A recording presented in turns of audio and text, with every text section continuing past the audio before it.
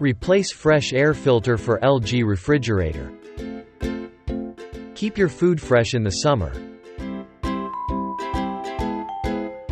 Is your refrigerator emitting an unpleasant odor? We recommend changing your air filter once every 6 months. The filter cover can be found at the back of the inside of your fridge just above the top shelf. Twist the air filter cover to the left and detect it from the refrigerator wall. The filter is located inside the filter cover. Remove and discard the old filter.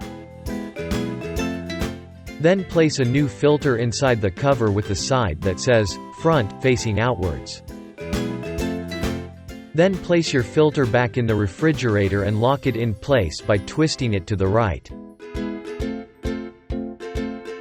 After changing your air filter, press and hold the air filter button for 3 seconds to reset the filter sensor.